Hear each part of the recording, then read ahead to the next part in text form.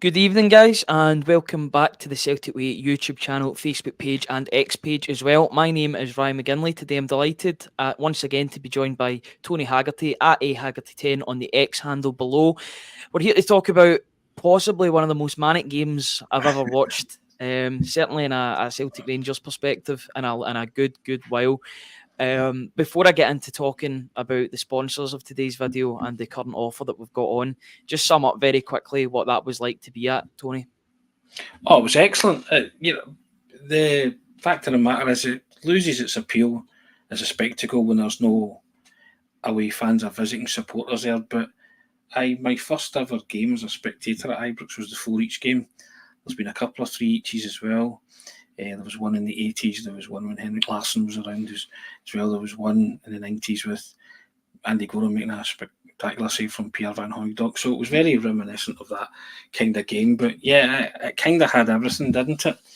And I think both sets of supporters are kind of, not say happy, but they're delighted that they didn't get beat. Celtic maybe disappointed, but in the cold light of day when it sinks in, they're unbeaten against Rangers this season.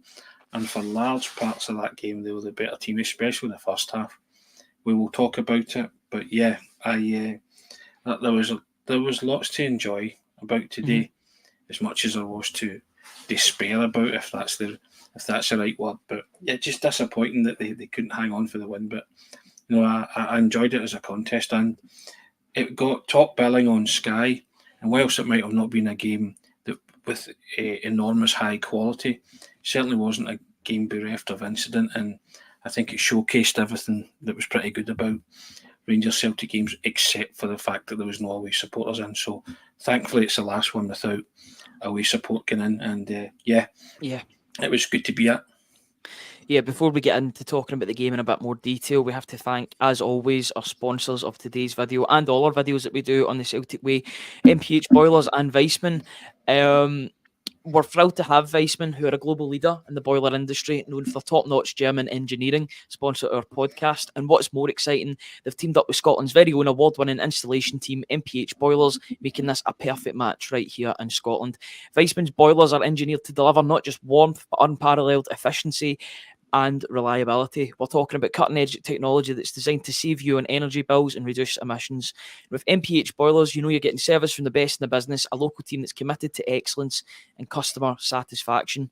As part of this incredible partnership, when you choose a Weissman boiler installed by MPH Boilers, you'll also get a free internet controller, making it a breeze to manage your heating anytime, anywhere. Plus, they're offering the first year's service free. It's all about giving you peace of mind and making sure that you're looked after. So, if your boiler is showing its age or you're considering an upgrade, this is your chance to get world-class engineering with local expert service. Weissman and MPH Boilers, it's a match made in Scotland. Make sure to check them out and take the first step towards a warmer, more efficient home. And we're also running our special offer that's still the case. Let me get it up just now. There we go. 6 months of access for £1 on there is Tony's instant analysis, as well as my player ratings that have been doing pretty well in terms of numbers at the moment. If you would like to support us in everything that we do, and that includes these videos too, which will remain free as long as we get that support from the website. 6 months of access for £1. You'll also be getting a free Kyogo Furuhashi print from renowned football artist made by Frankie. He didn't get on the score sheet today, but I'm sure he'll still have a massive say between now and the end of the season. If you're looking for that, then please visit www.celticway.co.uk/subscribe and get involved. 6 months of access for £1. That'll be you sorted until around about the 7th of October. So all throughout the summer, all throughout Celtic's pre-season games, first couple of games of the season, first Glasgow Derby of the season 2, the end of the transfer window. If you're looking to stay up to date with everything to do with Celtic, then please subscribe to us, and we really would appreciate it. So just hit that subscribe button when you get onto the website, if you don't mind. And we thank everybody that's joined us thus far. Tony, let's talk about this game, shall we? Yeah, it's a tale of two halves. I called it that in my player ratings, and I don't think it can be described as anything apart from that. First half, Celtic were absolutely dynamite, albeit I think that Rangers did have a couple of chances and they showed that they would be dangerous in the second half. Yeah, but Celtic had the big chances. A great opening 30 seconds, and Daizen Maeda already had it in the back of the net. We talked about that key battle between Daizen Maeda and James Tavernier, and it proved to be one straight from the off. Tavernier's trying to get the ball out, and Maeda has caught up with him in a flash, sticks a leg out, takes a chance, and scores the goal.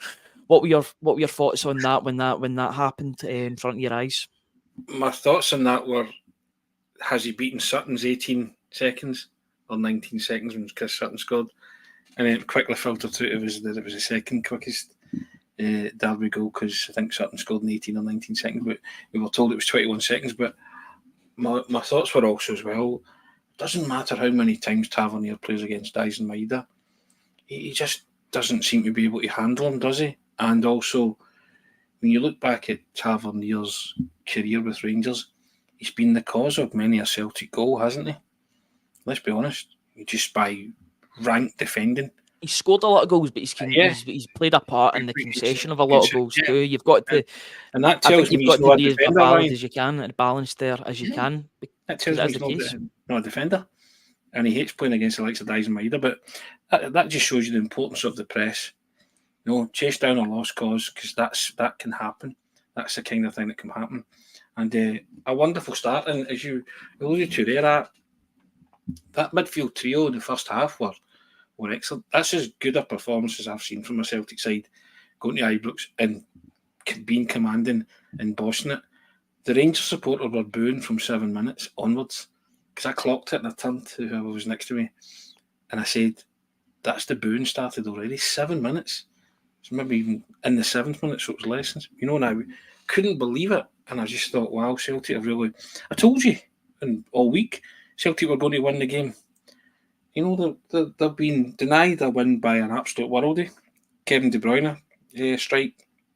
Kevin De Bruyne-esque strike, as Brendan Rodgers said it was. And I think that's been a kind of tale of Celtic seasons. They've turned up in parts, haven't they? So that first 45 minutes was pretty imperious. And the Rangers supporters were apoplectic with rage. And Celtic were bossing it, controlling it. Jack Butland had a great save from a Matt O'Reilly header. They've missed a couple of chances. Yeah. If Celtic go in 3 or 4 up at the break, that wouldn't have flattered them, would it? They didn't, sadly. And then it's taken a penalty decision to get Rangers back into it, which quite frankly is astonishing for me. He watched it in real time. He watched the Celtic player play the ball. He booked the Rangers player for simulation, and then he's called back to the monitor, and the pictures confirm what his original decision was, and John Beaton's compounded it by changing his mind. And that's the one that gets Rangers back into the game, gives the crowd a lift. They score immediately after it. But how he never spotted the foul on Iwata in the lead up to that, and it's had to be brought back, for me, is beyond me, right? That's beyond. That's a worse. That's a worse decision for me. Make that make sense. I read a stat after it that Celtic committed 41 fouls, Rangers 15. Celtic had 3 yellow cards, Rangers none. Somebody has to make that make sense. Celtic were by far and away the best football team in the park, the only team that were playing football. So somebody has to make that make sense to me in terms of John Beaton's refereeing. And again, it's had a big bearing on the outcome, because, as I say, Rangers got a lift from that, because Celtic were controlling it, lost their way after that. You have to say that, because they lost a quick goal, but obviously it was brought back for the obvious foul on Iwata. But if he can't see that originally, then honestly, I'm beside myself. Brendan Rodgers is right. It's rank incompetence, and anyone arguing that that's a penalty for Rangers, then it's not even green tinted spectacles. Watch it. He gets a touch on the ball, and Silva initiates contact by throwing himself. And John Beaton was right. John Beaton saw what he saw, booked him, and then it's called back to the screen. It's ludicrous. It's absolutely ludicrous. And in terms of the Connor Golson one, is that karma coming back to bite you? Eventually you're going to get caught out, aren't you? When you lead with your hands. Clement didn't think that was a penalty, but he thought the other one was. But which is he's entirely within his rights to comment on these. I just think that see what you want about the penalty decision. It's that I need to see it again and again, to be honest, to get a full. But I've not looked back on it since the numerous times. But you're pretty adamant that it wasn't a penalty and that the on-field decision should have stood. Yeah. For me, I think there was two worse decisions in the game. The first one was allowing play to continue.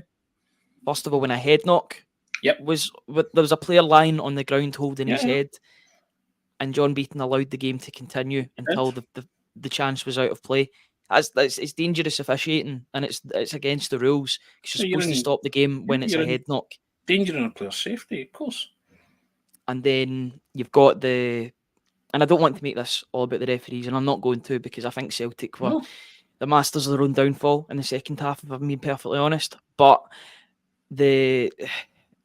what was the one that was going? Yeah, how John Beaton from 2-3 yards cannot see that is a foul on Tomoki Iwata and allows the play to go. I was quite calm when, and thankfully VAR is in the game now, because there would have been an uproar if that goal was given and allowed to be given and allowed to stand, because it was a clear foul on Tomoki Iwata.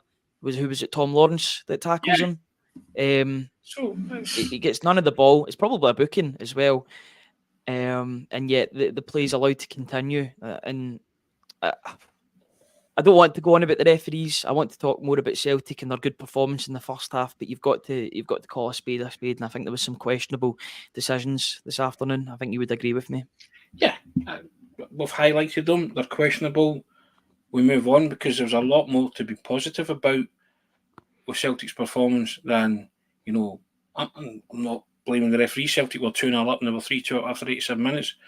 Should be able to comfortably see it out when you get to that. But that penalty decision had a big bearing on the final outcome of the match. You have to say that. And the momentum swung completely after that was given.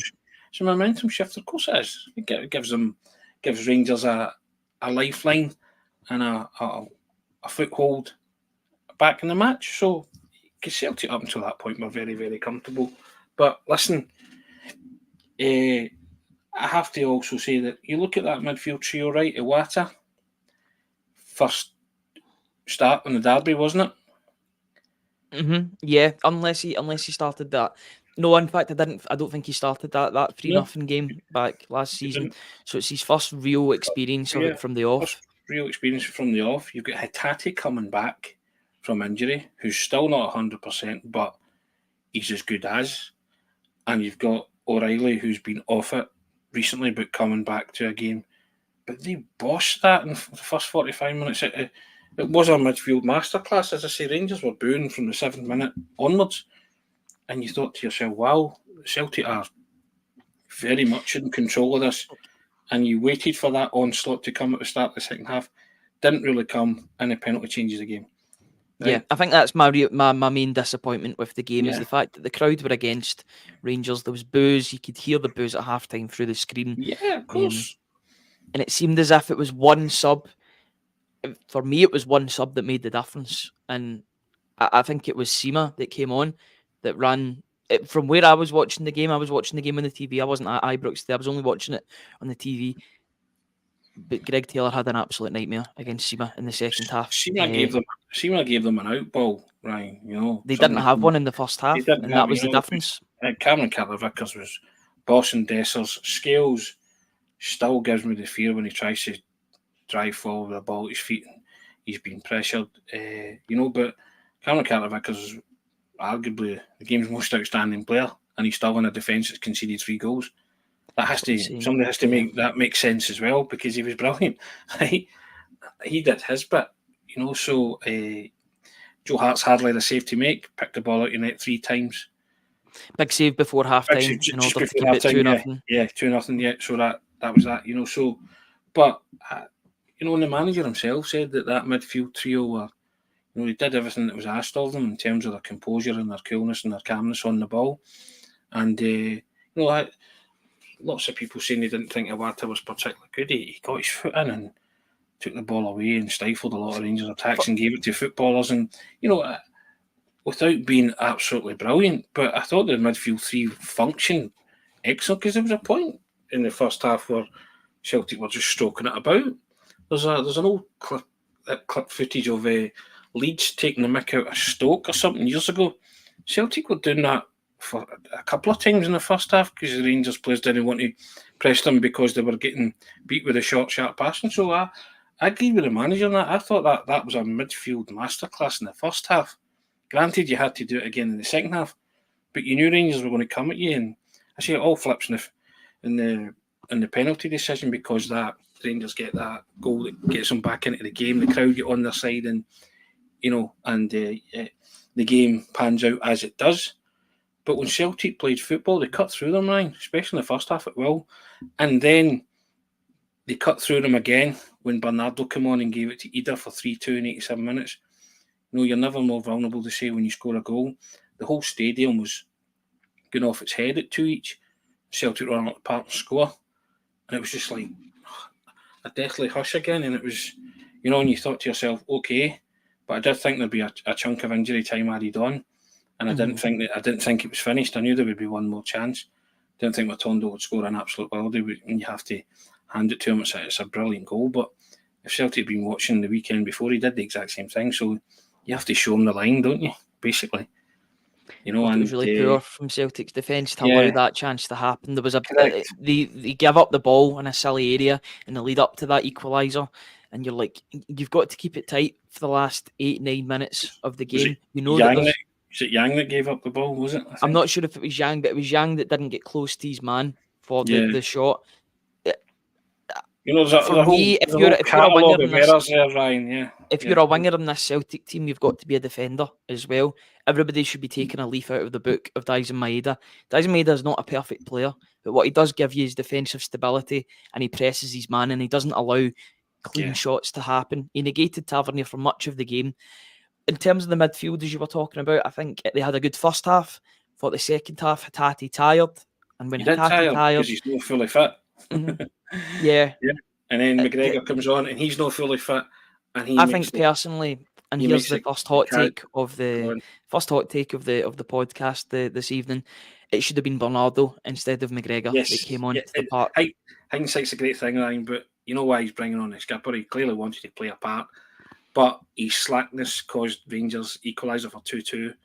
And I know it's taking a wicked deflection off Scales to go in, but it's Callum McGregor that's mistake that it comes from. And again, that goes down to, we spoke about it, there's a difference between being fit and match fit, and they paid a big penalty for that. And as hindsight is always great, it probably should have been Bernardo that came on at that moment. And also as well, I thought Kuhn was disappointing. I thought Yang was disappointing when he came on. And you say to yourself, would a better option have been to bring Forrest on? Experience, see it out, so you can ask those kind of questions. If you're going to play a bit part, then you want players who've been over the course and distance, because you're pointing out their kind of individual errors which shouldn't be happening, from the likes of Yang. Callum McGregor should know better, but that's what happens when you miss a few games.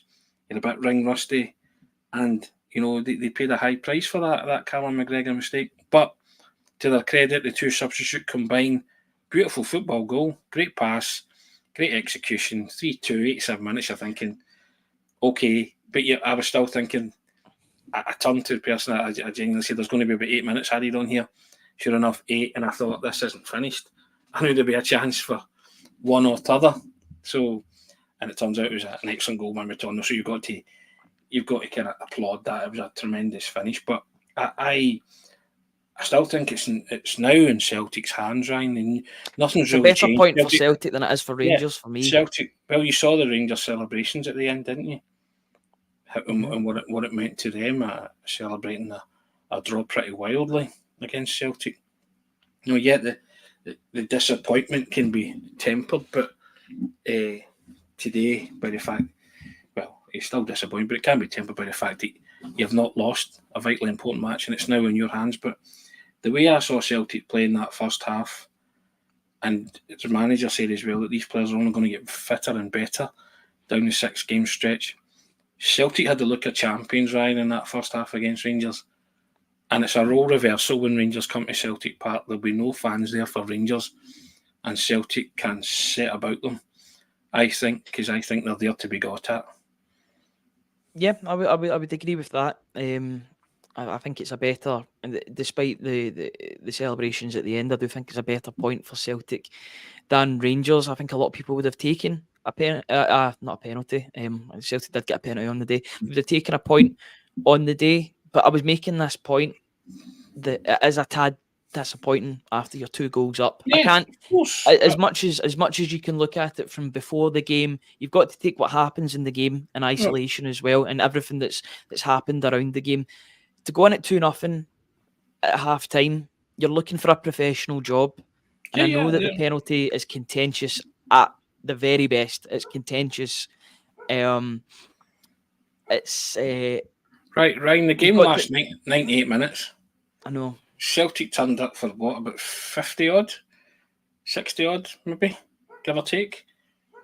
Yeah, they were Mhm. very good in the periods when they turned up, but that was a 98-minute game. And, to be 2-0 up and to be 3-2 up with 3 minutes to go, you have to win that football match. They didn't, Yeah. and didn't lose is the only kind of silver lining, but it is back in your hands. Let's be honest, it was always going to come down to the game against Rangers at Celtic Park. But I saw enough today to convince me that, you know what, these guys will get fit. It'll be the first game after the split, one would assume. And, First or and second, yeah, yeah. first or second, yeah. And yeah, and that's going to be a league decider, really, isn't it? Let's be honest. So, and do you know what? I've got every confidence in Celtic winning the remainder of their games. I can't say the same for Rangers because I saw enough today to make me think that they could possibly blow a gasket, get nervous, and and I saw a lot from Celtic today that gave me hope, especially that first half. And I know games only won in 45 minutes; they're won over 90 plus. The manager stressed that, but I just thought the way they handled the occasion today as well, because they could have crumbled when it went to two each or 2-1, and with the I thought fans they would getting have, to behind be them, and honest.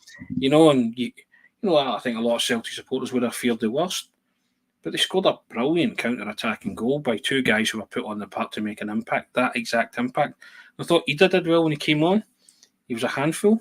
He was holding it up. He was trying. There was one he got in. He out-muscled Connor Golson, took it down the line, and a better ball in would have led to a third goal.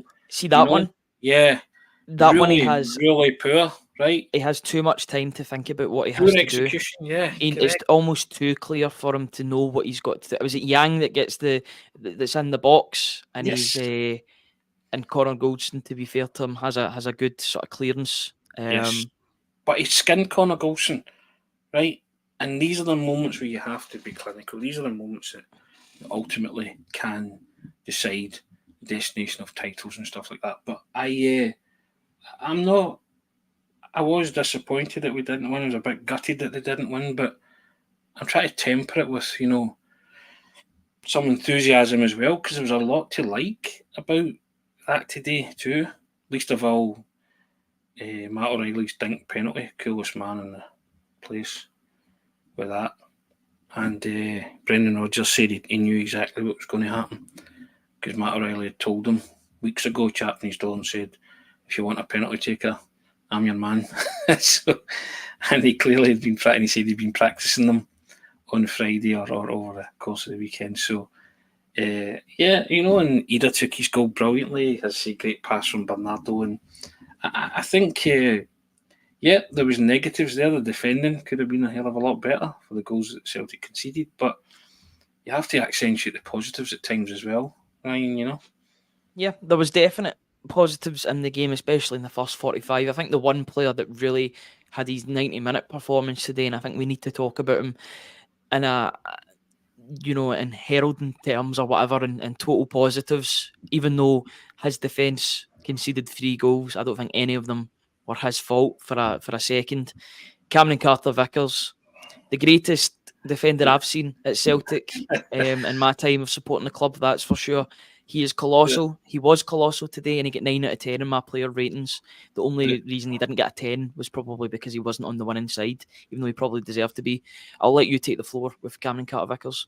The glue that holds Celtic defence together, because Johnston was decent enough, but walked a tightrope with a yellow card, didn't he?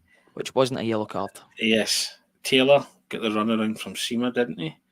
But the manager bigged up Taylor, said he thought he came to the fore. I dispute that possibly. I dispute that as well, to be honest. And Scales is just, I think you've got Navrowski on the bench now. Let's see Navrowski and Carter Vickers. Everybody's loving with Scales is slowly but surely evaporating, isn't it? Honeymoon period's over now. He just gives you the fear, doesn't he, when he tries to do things, and so. But yeah, the glue that holds it all together is Cameron Carter-Vickers, and what a wrestling match he had with Dessers. And I thought at one point John Beaton was going to book Cameron Carter-Vickers early. Could have booked him for the one he booted the ball away, or kind of kicked it away a few yards. That was an interesting moment in the game today, and I don't know if you've caught it yet on the cameras. Kuhn gets penalised. Now, Kuhn did not have a good game today. They didn't really do anything of note, apart from that good ball into the box that Scales tried to attack that ended up being the penalty because it was Connor Goldston's elbow. He elbows it out of the way. Kuhn's first foul, he gets a booking.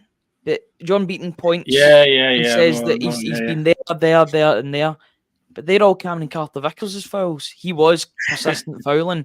He probably did Celtic a favour in that point, because if you put Cameron Carter-Vickers on a booking, then you walk a tightrope, because he's got to put his body on the line and he's got to put in tackles. I didn't understand that either from John Beaton, if I'm being perfectly honest. Same way that Tom Lawrence had 2 or 3, did he not? There was one in the second half where he should have got probably should have got a booking for the one that ended up play on until the goal happened, and then of course. VAR gave it. That's a booking. There was also other moments where there was other moments in the game where they pulled the player back, and there wasn't even fouls getting given. There was one where somebody came right through the back of it's either Hatate or Iwata, I'm sure, and nothing. Beaton just let it go. I mean, you're like, wow. I mean, there was no question it was a foul, but he gave nothing. He never pulled the play up. It was a booking as well, but he just let it go. So I Celtic had 3 bookings to Rangers, none today.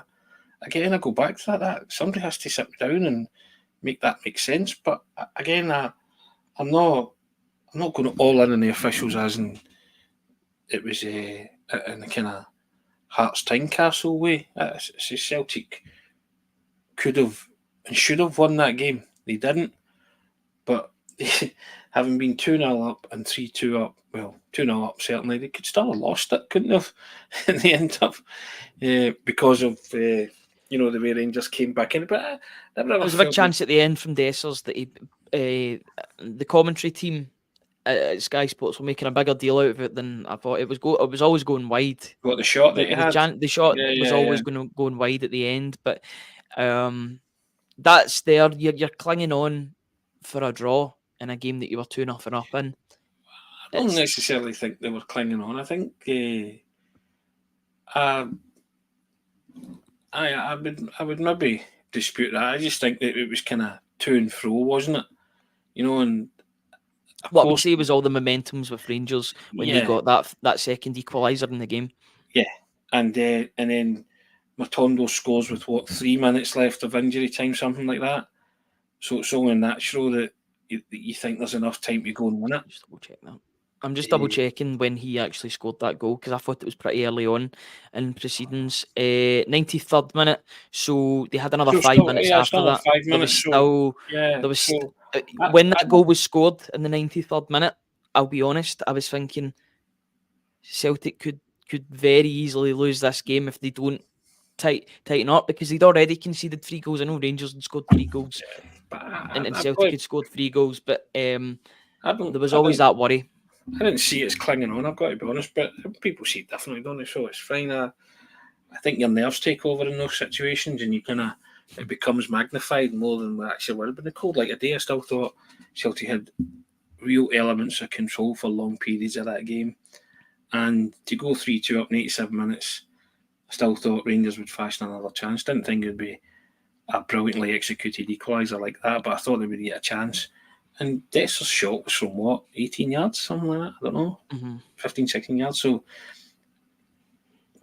so fair enough. But conversely, Celtic had enough opportunities in the first half to be out of sight, Yeah. and a couple of more opportunities in the second half where a better executed pass in the final third would have led them in to goal as well. So, you know, you can say kind of both teams had, spells. Rangers had their spell in the latter part of the game. So, I agree with that, but I don't think they were clinging on. I thought Celtic were certainly worth a point, if not more. So Yeah, probably the way the game went. If they'd have won the game 3-2, I'd be like, so that's a good result. But in another way, they've kind of got away with it due to losing that 2-goal advantage. So maybe on the basis of it and basis of the second half as well, I would say a draw is a fair result, given it the tale of two halves sort of thing. But they had the chances in the first half to really put it out of sight yeah, from correct. Rangers. They had the crowd were against Rangers. Celtic were flying, From but early doors, as I told you, cause I clocked the first real kind of murmurings of discontent, and it was the 7th minute, and it was onwards. It was it was constant that first half, which was testament to the way Celtic played, and then I was disappointed in Kyogo. I thought he would have got involved at some point because of the way Celtic were playing, the way they were getting forward, and I was just waiting for him to burst into life at one point and actually score, but he didn't. Sadly, if he had, it would have been finished. The game would have been finished, by half time. And out the yeah, I the three the again, three out of the three attackers, Daizen Maeda was the best out of the three, and even then he was hit and miss because Kyogo was okay. He was trying to make things happen in the game, but nothing really came off for him. He didn't really have a. I don't really remember him having a chance of note. He's wasn't he great? A couple of things that bounced off him, and his control let him down a bit. So yeah, it is what it is, isn't it? It was just that I was hopeful that he would burst into life, and I was sort of saying 2-0, thinking, and Kyogo's not really touched the ball or had any kind of effect or impact in the game yet. So as I say, I had that in my back of my head. He's going to explode into life and score an important goal. Sadly, he didn't, but there you go. Anyway, just wanted to say thank you to the 760 odd people that are joining us right now. That's amazing. It's Thank you for incredible. that. We knew we would have a good turnout regardless, win, lose or draw. But for 6 o'clock, I mean, I know people will be rewatching this, so they'll be watching it at any time of the night or even tomorrow if they're catching up, because they've got other stuff on maybe. This is going at 6 o'clock just now, and right now we can see how many people are on the screen or how many people have joined us. 760. I don't want to say give yourselves a pat on the back. I don't want to be condescending in that way, but really, really do appreciate everybody being on at this time. I know there's been other football that's been on. I think it was Manchester United v Liverpool, which also seemed like a good game that finished 2 each between the two sides. But we thank everybody that's joined us on this show thus far. Is there any other sort of talking points that you want to discuss? Brendan Rodgers seemed pretty proud of his players after the game. He was talking about how good they were in the first half, mistakes that they made in the second half, but he seems pretty happy with the draw, all things considered. Well, you look at, Celtic lost the goals they conceded today, a penalty, a deflection, and a wonder strike. All of them preventable, aren't they? Let's be honest. Yeah. But they could say they were fortuitous themselves by getting the kind of fortunate ricochet, a penalty. But I thought the third one was a very well worked goal. But yeah, I think both sets of supporters will have their gripes, won't they, and their moans and their disappointments. But it's now still in Celtic's hands. You were hoping that was going to be the case. Come out of Ibrox unscathed. I remember saying they had 7 games or 8 games left. If they take 7 wins and a draw and the draws at Ibrox, so be it. The circumstances where the draw has come about, you're a wee bit miffed at because they were 2-0 up and 3-2 up. And I get that. But in the cold light of day, it's still a decent point. And you now know you have a game against your rivals with your own supporters in your own ground. And it's more or less a potential title decider, assuming that both teams win both their games. And I'm very confident of Celtic winning all their games. I can't say the same for Rangers. Got to be Yeah, honest. I've got to be honest, and I didn't want to call it out before the game, but there was a lot of talk made about this game being a foregone conclusion between Celtic and Rangers. Rangers were going to turn up and wipe the floor with Celtic. All they had to do was turn up, and then the result would take care of itself. That wasn't necessarily the case, and I think the celebrations at the end showed that. I think they were more celebrations of relief than celebrations of Yeah, joy. Regardless of any of the comments that are being made, either by Rangers' manager or other pundits or anything like that, a draw is not the worst result for Celtic. It's just the way in which they drew the game, I think, that's annoying people. yeah, It's still in their hands. If Celtic win the rest of their games this season, they win the league, because that game against Rangers at Celtic Park, whenever that's going to be, first game of the split, second game of the split, that's the big one. That's the clincher. Celtic can get the 3 points in that and make sure they get the wins, which most of them will be at home, which is good. In the split, you would imagine they'll have mostly home games. That's maybe further advantage Celtic in that regard. So if they can do that and win all their games from now until the end of the season, the title will be going back to Kerrydale Street and up the Celtic way. But I think there's just a tiny tad of disappointment. I've got to say, I was more disappointed at full time than what I am just now, having time to sort of gather my thoughts and think about the way the game went. It was a roller coaster. This season has been a roller coaster for Celtic and everybody watching Celtic and people covering the team. It's been up and down. The game was up and down. It was perfectly encapsulated Celtic's season as a whole. But there are probably more positives than negatives when we come back and look at it. I'm going to look at it from a statistical point of view that will be available on the site tomorrow, early afternoon, I would believe. But I'm interested to see what the stats were like. I'm guessing it'd be a tale of two halves. But is there what's your encompassing thought on this? Is it more a positive look, or is there still tinged with a tad of disappointment? both. It's Fair enough. tinged with disappointment, I but said like a true politician, Tony. There. it's tinged with disappointment. Didn't win the game, but I told you for parts of that first half, I was watching the champions elect. I think Rangers were guilty of underestimating Celtic today. Celtic made the start that Rangers were supposed to make, that they'd all had in their minds. No, we're going to set about you. Celtic set about them, and they couldn't cope. They couldn't cope with it. And again, they've had a dubious decision to get a foothold in the game. It happens. The manager wasn't happy about it. He said himself that the referee gave it with his own eyes and then overturned his decision due to VAR. It's the story of Celtic's season, really, isn't it? But there was enough in that first half and parts of the second half to convince me, Ryan, that Celtic can win this league. I hesitate to use the word Celtic will win this league because you'll get custard pie in your face if they don't. But Celtic can win this league and they can beat Rangers at home at Celtic Park in front of a full house Celtic Park. I'm convinced of that. Rangers have to go to Dens Park in Dingwall, I believe. That's their next two games, isn't it? Wednesday and Saturday. Yeah, or Wednesday, Sunday, whatever permutation it is. I'm not totally up I'll to double date. check that just now for us. So We've been all encompassing with this fixture, guys. Forgive us if we're a wee bit rusty on the state of play in terms of the next games. Everybody's been talking about this game for what feels like weeks. yeah, It's been the most built up Celtic Rangers game, I think, in years. Certainly 2 years since that game at Ibrox that Carter Vickers scored the winner.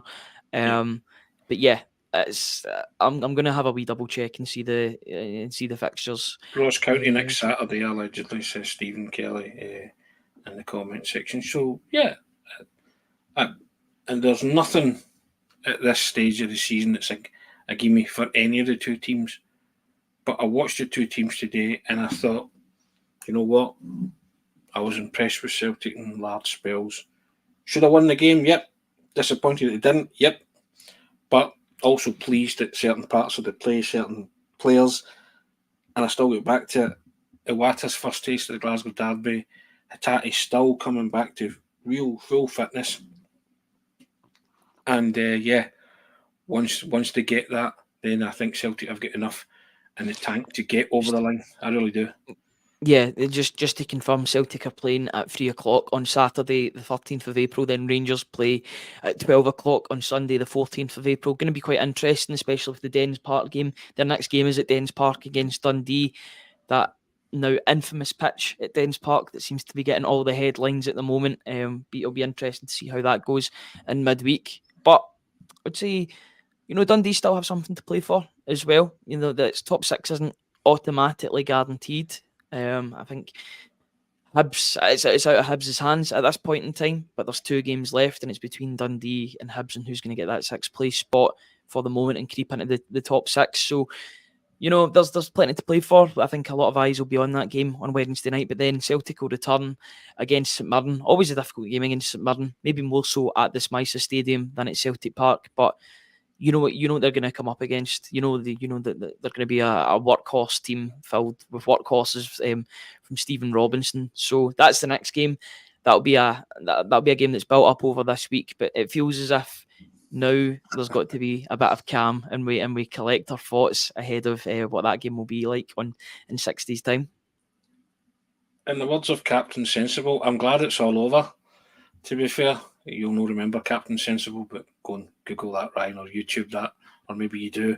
But these It's games... usually Captain Obvious when it's me, to be honest, with some of the stuff that I say. Yes, but I'm always glad when it's all over. And if you're unscathed, then all the better. And if you're unscathed away from home, then so be it.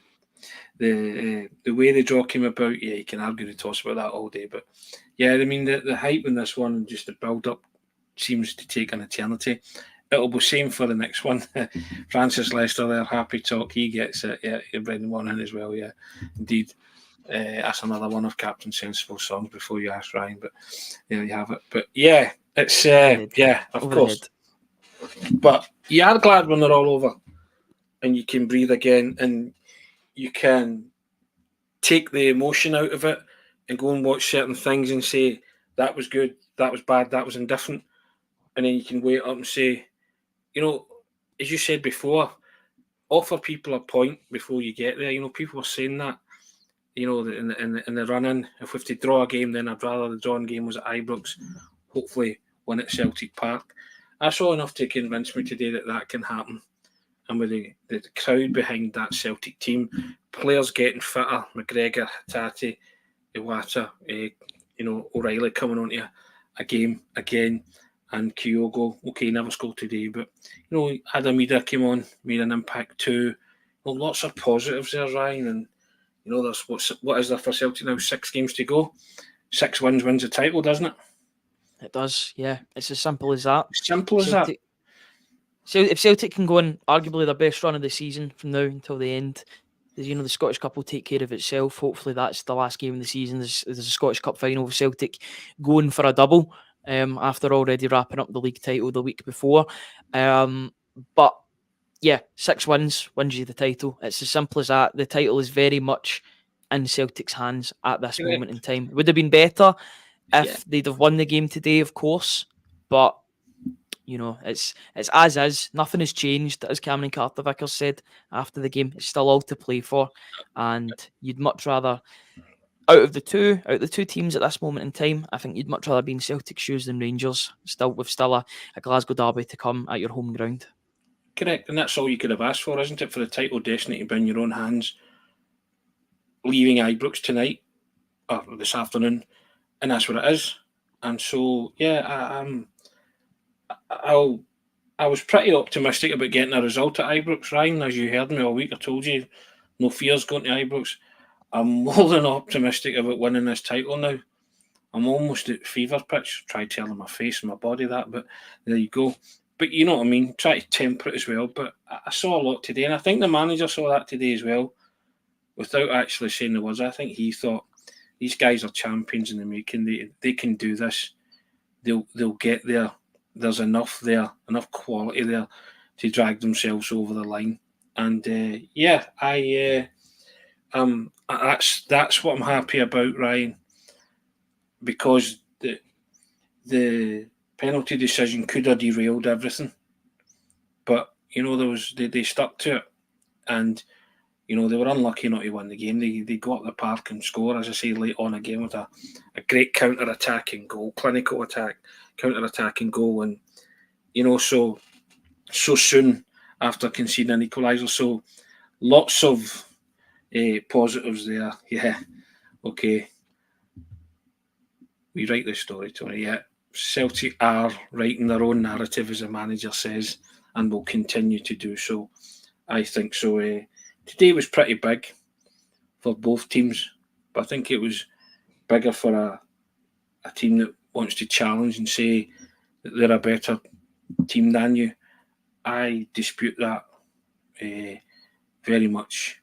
Rangers hung in there. You've got to give them credit for that. They didn't let it go.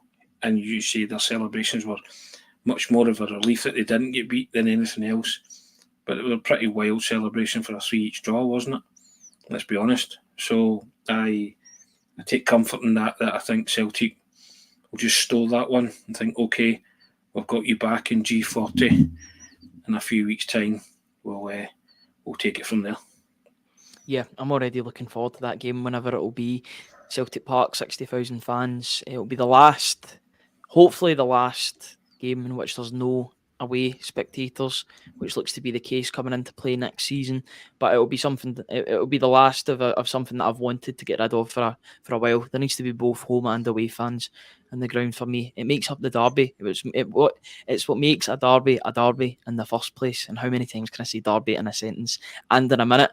I'm going to quit while we're ahead, I think, because we're sitting at just under 800 people, and we really do appreciate everybody joining in into the discussion. Sorry we couldn't bring up more of your comments, but I think you'll agree the conversation has been quite fluid today, and it was just worth just talking about the game. Both got things to say. You can have your say tomorrow at 10 o'clock when we go live on the Celtic Way morning briefing. I'm sure Hamish will be on, and Hamish will want to talk about the game in its entirety too. Looking forward to that already. I think it'll be a full house tomorrow on that, and hopefully as many of you can join us as possible.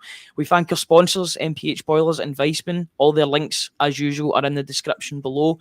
And if you are interested in supporting us just that wee bit more, I know I've got quite a lot of people on today, and many of you have already taken up this offer. But if we could get ever so closer to our target, we would really appreciate it. We're just over 20 away from our target, the big target that we were trying to hit before we even came up with this campaign.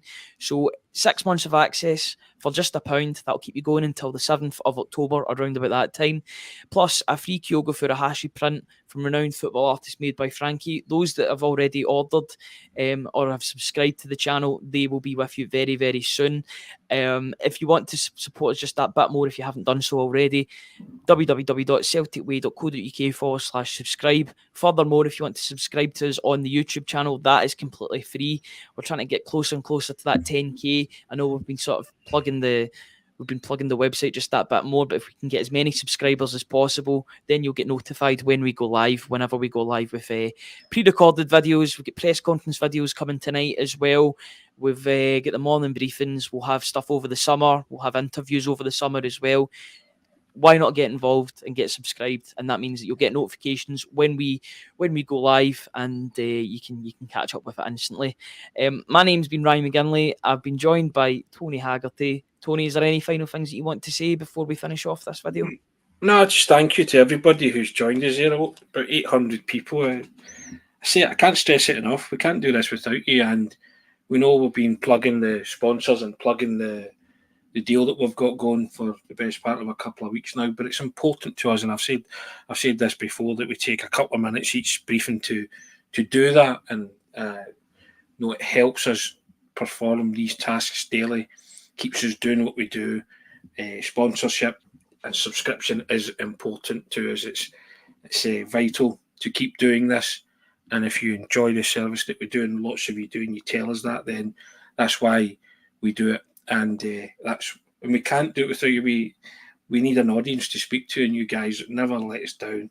As the famous Tommy Burns said, you're there and you're always there, and we thank you for it as well. And yeah, maybe not got a lot of comments up because we were chatting away. I guess kind of the raw emotion of it all sometimes takes over, doesn't it? But we'll certainly flick a lot more of your comments up tomorrow. But I'm looking at the chat, and it's the same people, the faithful through and through that are on here, and a few new subscribers as well, whose names I'm seeing as well. So, but thank you, and I genuinely mean that. It's from the bottom of my heart. You never cease to amaze me when you come on and you join us at whatever time. And I know we work hard and we love doing it. Basically, that's why we love it, and we wouldn't want to do it any other way. And I'm glad that you guys get a lots of enjoyment out of it as well. I always say it's result dependent. Wasn't the worst result today, was it? Could have been better. But hey, strap yourself in. 6 wins and Celtic are the champions, guys and girls. I don't think that's out with the realms of possibility, is it, Ryan? Absolutely not. And we look forward to covering every single twist and turn that happens from now until the end of the season. www.celticway.co.uk/subscribe if you want to support us just that wee bit extra. We're going to finish off the show now, but thank you to everybody that's joined us. We really do appreciate it. We'll be back at 10 o'clock tomorrow to discuss all the fallout from Celtic 3, Rangers 3. It's as is in the title race, and we'll look forward to the next one. Have a very good rest of your night, guys, and we'll see you tomorrow morning.